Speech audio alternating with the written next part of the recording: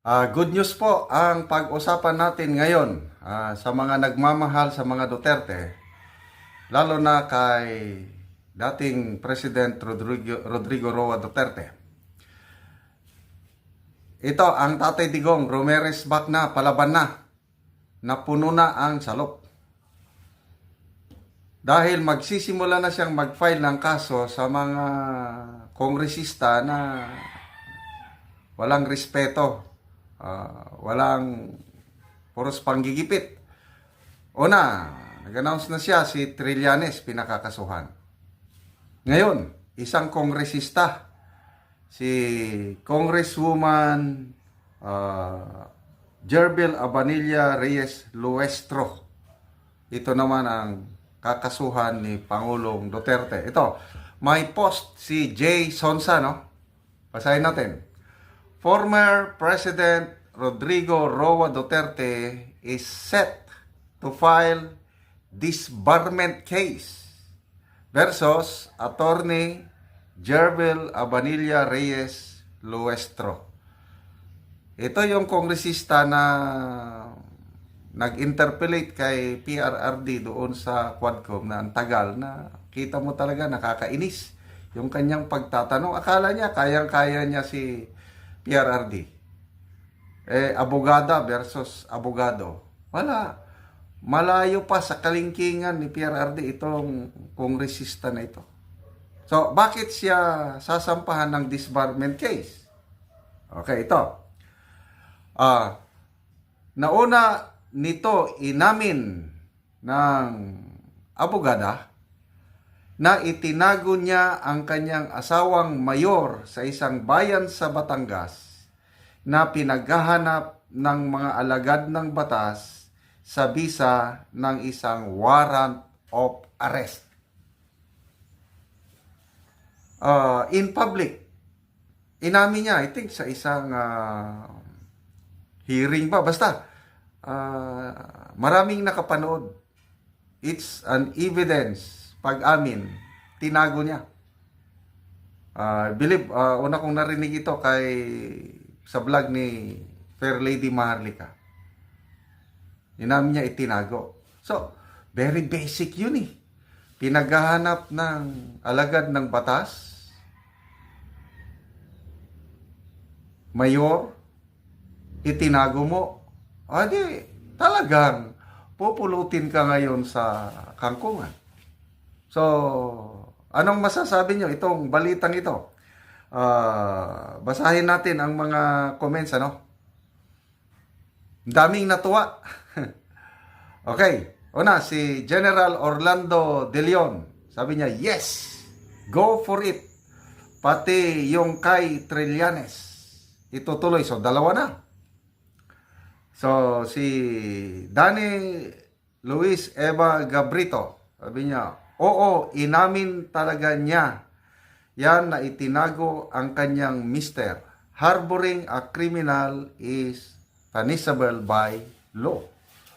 Nako, kinakabahan na ito, Congresswoman Luestro ngayon. Nakahanap na siya ng katapat sa katauhan ni PRRD. Si Cho Lacson, sabi niya, nabitag sila lahat kay Tatay Digong. Pati si Trililing nabisto tuloy at kasuhan pa siya. Ang saya ng gabi ko talaga. Masaya na ba ang mga DDS? Itong dalawang kasong isasampa. Dalawang tao na sasampa ng kaso. Sino pa kaya ang dapat pang sampahan ng kaso? I-comment nyo ko, no? Si Maria Chona Balmores, sabi niya, very, very good. Finally, lumalaban na si PRRD. Hindi lang sa true media na interview, kundi sa proper forum which is supported by filing a case. Yan ang tama. Hindi yung puro salita lang. So, aabangan po natin sa mga susunod na mga araw o linggo, malalaman natin na naisampa na ang kaso laban sa dalawa, Trillanes and Luestro. Sabi ng isa, tama yan, kasuhan lahat ang dapat kasuhan. mga offenders of the law dapat talaga pinapakulong para hindi na makapanghasik ng kasamaan sa mundo. Okay. Nick Andrio Garcia, sabi niya, isama na yung panay papirma ng waiver. Si Trillanes. Sabay-sabay sila mag-waiver na lumabas na lahat ng tinatago nila ba. Honorable Congressman daw. Okay. So, ito pa. Si Febrihada Malsi. Sir J, yung manifestation ni Attorney Bello, in that hearing about burning of mosque, it happened when PRRD was fiscal. Sinungaling yang akusasyon. Baka pwede isama sa kaso laban kay Attorney Luestro. Okay, matandaanan ko ito eh. Sumingit sa Attorney Bello yung Dole Secretary panahon ni PRRD. Nag-manifest siya. Sabi niya, nasa, I don't know kung anong posisyon niya noon. Siya atang nag-imbestiga eh. Kasi ang akusasyon ni Luestro, nangyari yung most burning na yon panahon ni Duterte as mayor. Eh, hindi naman pala eh.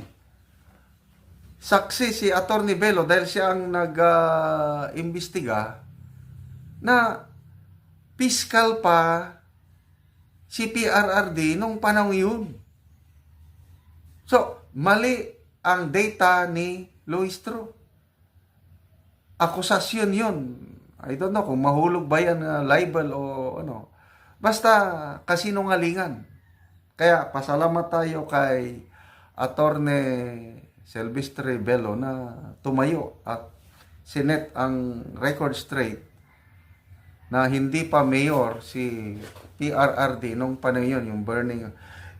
Yun po ang mga katibayan na napakagulo ang Davao nung panahon yun, mga late 80s hanggang 90s.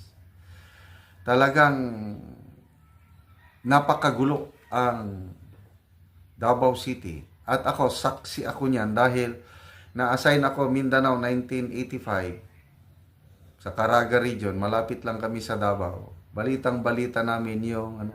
Kaya nagkaroon niya ng tinatawag na alsamasa.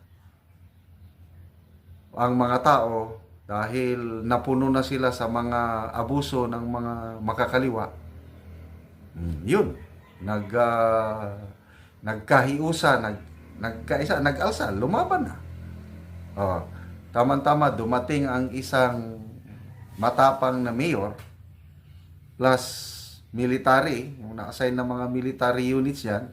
Yan si General Delfin Lorenzana, yung naging Secretary of National Defense panahon ni PRRD. Siya ang battalion commander sa Davao nung kaguluhan ng Davao.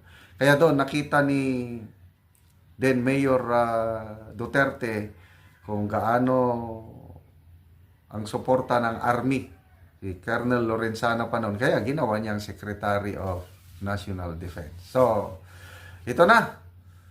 Palaban na ngayon ang mga Duterte. Hindi lang puro salita, kundi magsampa ng kaso. Ang dami pang dapat labanan eh. Yung sabi ni Attorney Trixie Angeles, yung ICC na sikretong pinapasok. At sino ang namamahala, nag-asikaso sa mga ICC representatives? According to Attorney Trixie, mismo ang Speaker of the House. So, iyan, puros mga puros wala namang, hindi naman dapat trabaho yan ng, kung totoo hindi naman, dapat ang presidente lang, ang executive department, ang humarap sa ICC. Ang Speaker of the House, legislative lang yan. Bakit niya, So, lahat ng mga ito, mga kaibigan, puros, very clear. Yung Quadcom na yan is in aid of persecution, in aid of re-election sa mga kongresista na palagi halos ilang na 12 pang 11th hearing na yun natapos, may 12 hearing pa. Hanggang kailan pa kaya matatapos yung Quadcom na yan? Nasasayang lang ang pera ng taong bayan. So, good luck po, Congresswoman Attorney Luistro. Good luck, ex-Senator Trillanes. Paghandaan nyo ang mga kaso na isasampa ni PRRD sa inyo.